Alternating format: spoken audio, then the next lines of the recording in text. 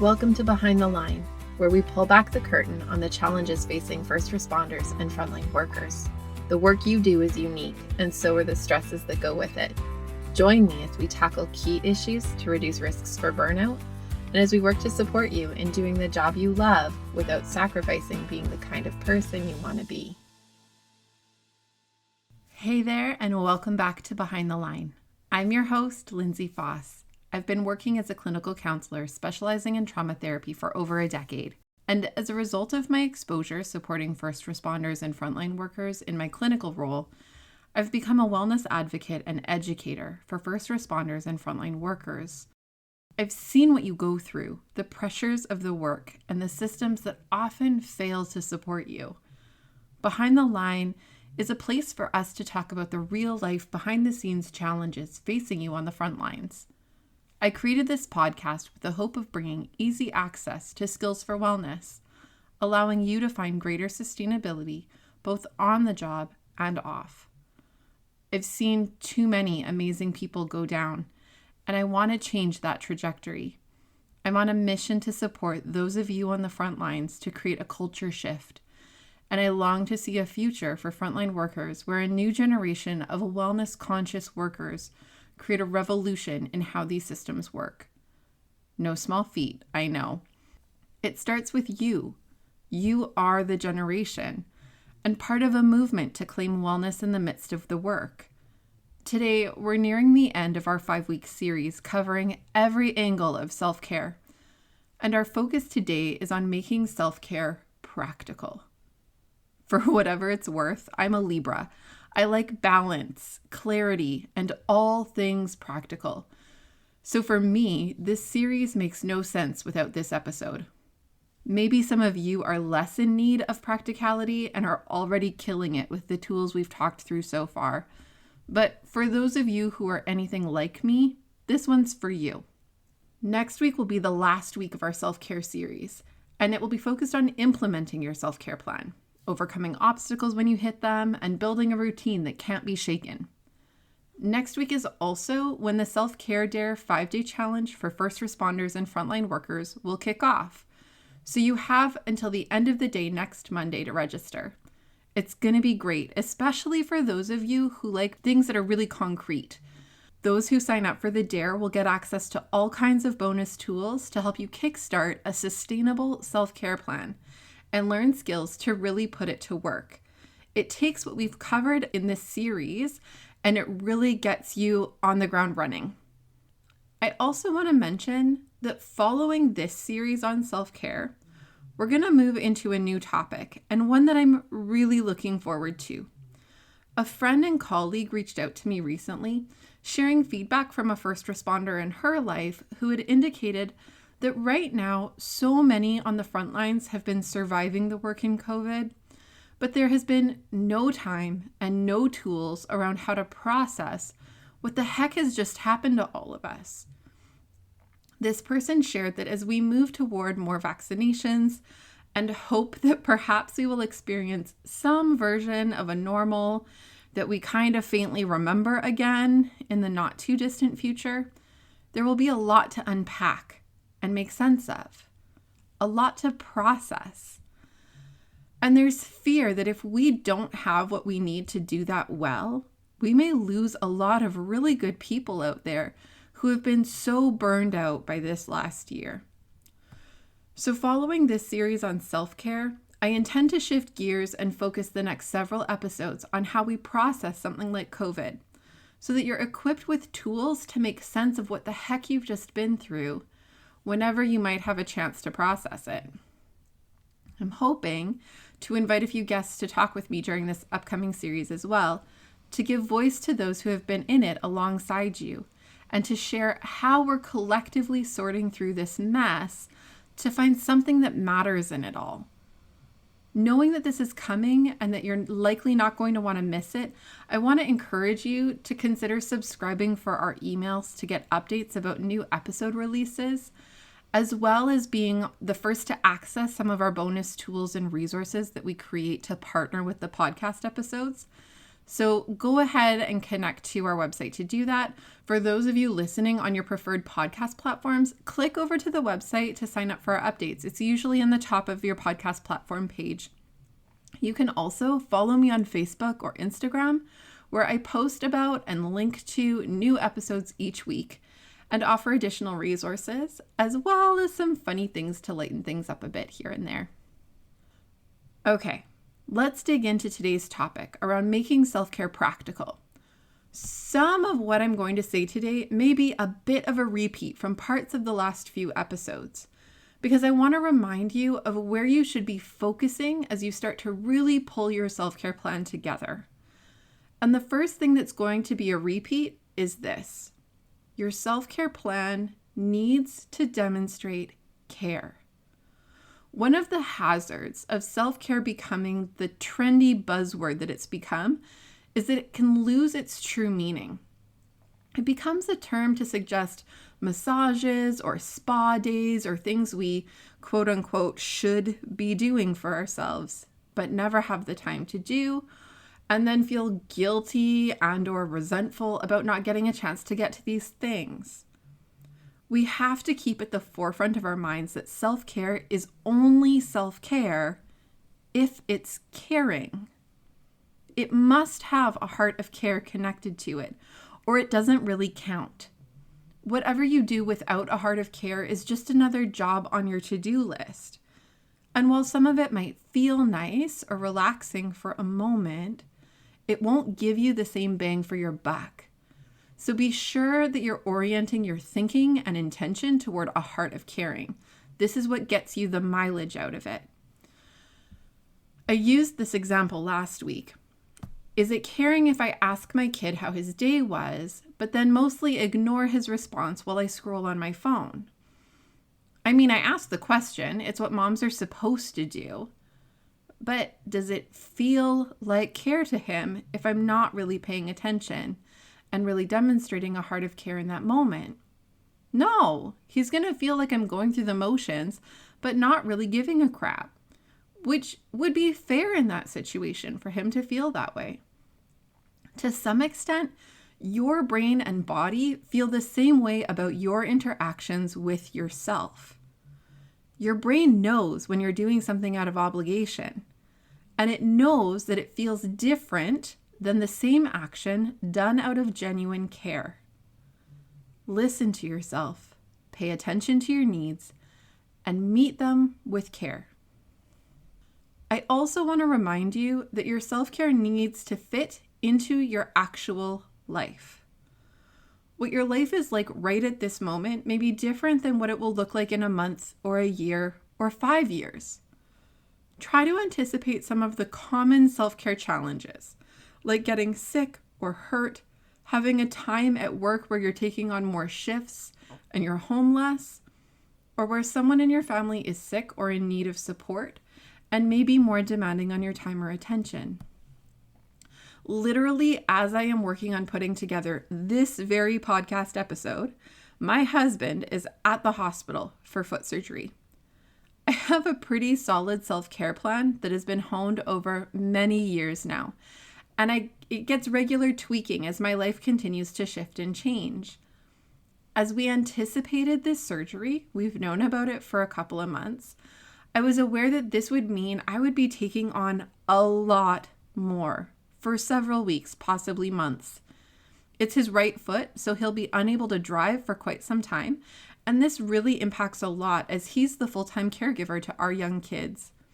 We don't have any family close by, and it's COVID, so while we have some amazing friends who are willing to help however they can, it's limited.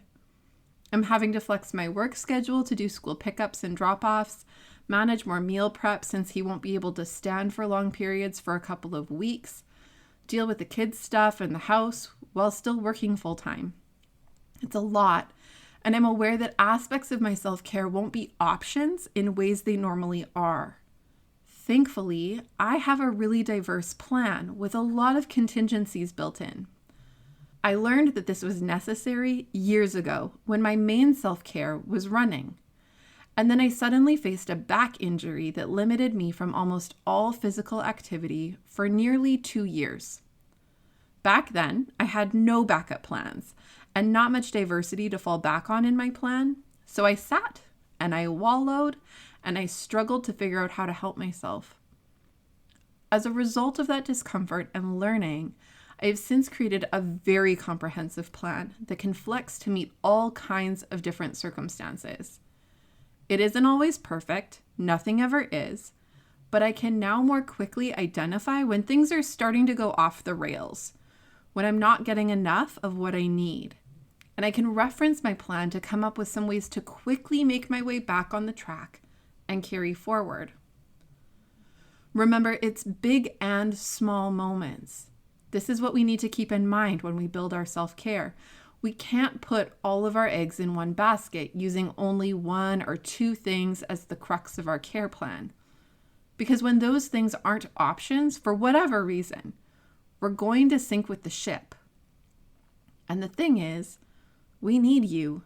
The world needs you, and it needs you well. So get practical about what you can do when you are sick, or your spouse is sick, or when a loved one passes away and you are grieving and working to support others who are grieving. Life happens, shit happens, and we need to try to account for it in our planning the best we can, so we're not caught up a creek without a paddle. Okay, have I beat you over the head enough with the idea that your self-care needs to be diverse and flexible? I feel like I've covered this one a lot in the last couple of weeks. I hope you're hearing that what I want for you is to be successful, and that planning comprehensively is a really important part of how we make this work for us. It's kind of like the training you've done for your work. We train for as many scenarios as we can to know that there's a plan in place, a protocol to follow, even when things go a bit sideways. Your self-care and wellness planning should equally work to anticipate various scenarios to ensure that there's a plan for that. Another really important part of making self-care work practically is to make sure that your plan is both repeatable and consistent. Now, this might sound like it's in contradiction to flexible and diverse, but it isn't, I promise. While your plan needs to include diversity to have contingencies, to be flexible to changing needs, it also needs to include actions that are repeatable and that can be engaged in with consistency.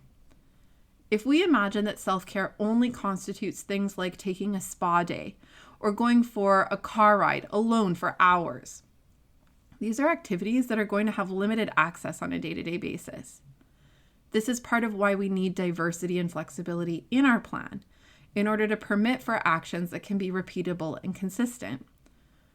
The consistency may not be in any given action, but in the overall intention of acting with care toward ourselves. The more we engage in caring ways with ourselves, the more our bodies really develop important capacities to calm, regulate, experience safety, and trust, all of which are foundational to counteracting stress and working at preventing or reducing the impacts of work-related stress, burnout, and even trauma. I used the example a few minutes ago about asking my son about his day and really paying attention in order for it to feel like a caring gesture. Now, imagine for a moment that I asked the question, "How was your day?" or "How are you doing?" on a regular basis. And sometimes I listened attentively, but other times I totally ignored the answer. What starts to develop for him is confusion and difficulty knowing or trusting whether he can count on me to really show interest and care. Our bodies do the same kind of thing. If we throw ourselves a self-care bone once in a while, but we lack regularity and consistency in showing up for ourselves and paying attention to our needs responsively, our bodies get confused and they struggle to really gain the neurophysiological and psychological benefits that consistent care can offer. It leaves our brain thinking, "Cool, that was a nice massage," but knowing full well that it has to be like a care camel, soaking up what little it can and holding that over for as long as possible. What we want to cultivate with our brains is a sense of reliability, where our brain thinks, oh great, we're getting what we need, and we can trust that it will keep on coming. This allows your brain to feel more settled and your body to restore a greater sense of calm and connection. Okay, next, remember that your self-care plan needs to transcend location and context and have accessibility in all parts of your life. This is really an invitation to get creative. You engage in active problem solving every single day. Apply those skills and get curious about where and how you can install self-care into more moments throughout your day. Do 30 seconds of square breathing after a call at work. Do some light stretching before you sit to watch TV or before you go to bed. Buy a diffuser necklace or bracelet to take your calming scent on the go. Find a short meditation audio to listen to when you start your day.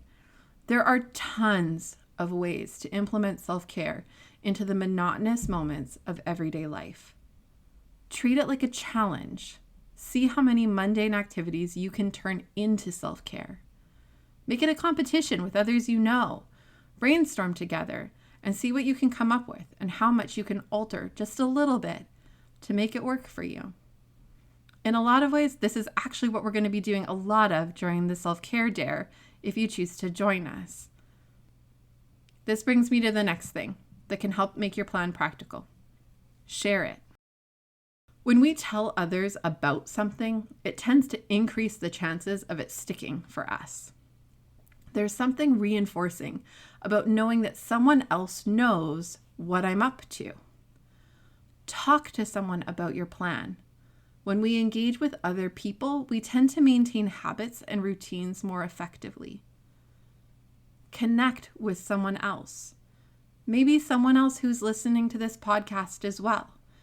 And link up to be accountability partners as you navigate integrating and adapting self-care activities into your lives. Offer each other support, ideas, and commiseration when things are hard. To be honest, sometimes it's my friends who notice that my self-care is slipping long before I do. I have a couple of friends who I walk with and connect with every couple of weeks, and we're pretty open with each other about what we're up to, what we're working on, and what we're doing to help ourselves in the midst of it all. And no, they are not therapist friends, for the record.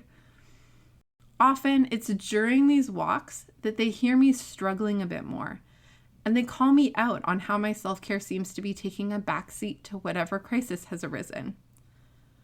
I am genuinely grateful for people like this in my life, those who are sincerely invested in my life and my well-being, and are willing to have harder conversations and call me out on my shit to make sure that I keep myself as well as possible and hop back on the track when I've started falling off the rails without totally noticing it myself. I also love that these are people who are versed in skills to support themselves. So they're great to brainstorm with when I'm struggling to adapt my plan to new conditions that I didn't anticipate or expect. And they're willing to check in to see how it's going and how I'm doing as time goes on. Use your community. And if you don't have a community of support, this may be an area to really attend to and work at seeking out a bit more actively and with discretion. Seeking out the type of people who are geared toward honest, authentic, and mutual relationship. If this is an area that's difficult for you, connecting with others and engaging in mutual support, know that you're not alone and that this is a topic we'll come back to another time. Potentially connected to sharing your plan, the next piece in making your plan practical is to intentionally carve out a little time on a semi-regular basis for review and checking in. The reason I say this is potentially connected to sharing your plan is that sometimes people have a different sense of how you're doing than you do. They may have noticed areas of success or positive change that you aren't aware of, or they may notice areas of concern that you're blind to. Referencing people who know you and whom you trust and are feeling safe with to have these check-ins can be a really helpful way to get a sense of how you're developing in your self-care. Areas of strength and areas needing more attention, or new areas that have come up out of nowhere. Be sure that when you invite feedback, that you select people that can be honest, but also conscientious of your efforts. People who can hold the tension between being sensitive to your feelings, but also willing to tell it to you straight. These can feel like sensitive areas, and part of your self-care can be to ensure you tread carefully into who you invite to give you feedback. You could consider asking your spouse, a close friend, or someone else who sees your ups and downs by saying something like, "I've been working for the last little while on practicing more self-care to help me manage my stress. I wonder if you've noticed any changes in me, and if you could help me reflect on what's going well and what I could continue working to improve on." Giving a prompt like this can help people know that you're inviting them into something that feels a bit more vulnerable, but in a way that is still asking them for help and support to get the best outcomes possible for yourself. Regardless of whether you ask for someone else's feedback, ensure you take time to step back and evaluate how your self-care plan is going. Any gaps that might need to be filled, any actions that were once helpful but seem to not be doing the trick anymore, and adjust as needed. And the last major area to focus on in making your self-care plan practical is to notice barriers and work at reducing these or adapting your self-care plan to fit within them. This is part of why regular review is important, because without it, we can get so caught up that we don't even notice barriers that are coming up or anticipate ones that may be just around the corner. Taking time to reflect just for a few minutes once in a while can really help you ensure that your plan stands the test of time and whatever else life throws at it. Noticing barriers allows you to make decisions and align your self-care priorities with the real-life constraints that we're working within. For example, do you really want a vacation to be part of your plan? Cool, but if the money isn't there for it, maybe it has to wait until next year, and maybe this year you focus on a less expensive staycation, or you get creative with your budget to prioritize the vacation over other non-essential expenses you can sacrifice. Ultimately, your self-care plan, if done right, will have many iterations and variations over time. I hope you continue working at building your plan and keep these practical pieces in mind to make sure this isn't one more good idea that never comes to fruition in your life. When your plan is grounded in big and small moments and has the diversity to adapt to changing circumstances, it can offer protection from the impact of persistent stress. And when you do the kind of work that you do, and in the kinds of systems that you're working within, you need every bit of protection you can get. I know that it can seem a bit daunting, but don't quit on this.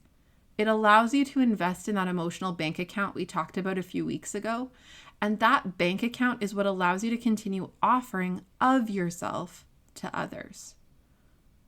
Remember, when you take care of yourself, it lets you take better care of others. We all need you to do this. We need your skills, your heart for helping, and care for our communities. Next week, we're going to talk about some of the ins and outs of building new routines and solidifying habits, and how to do this without overwhelming ourselves, where we quit before we've even gotten going. So if you're in the daunted place, be sure to listen in next time. Remember to sign up for the Self-Care Dare 5-day challenge that kicks off next week, March 2nd, if you want help really activating a self-care plan. You'll get access to daily videos with challenges, access to a private Facebook group for support, bonus resources, and even prizes. Also, if you haven't yet, sign up for our email list to get reminders when new episodes are released and for early access to tools and resources. Thanks so much for joining me again. And as always, reach out. I love hearing from you. Until next time, stay safe.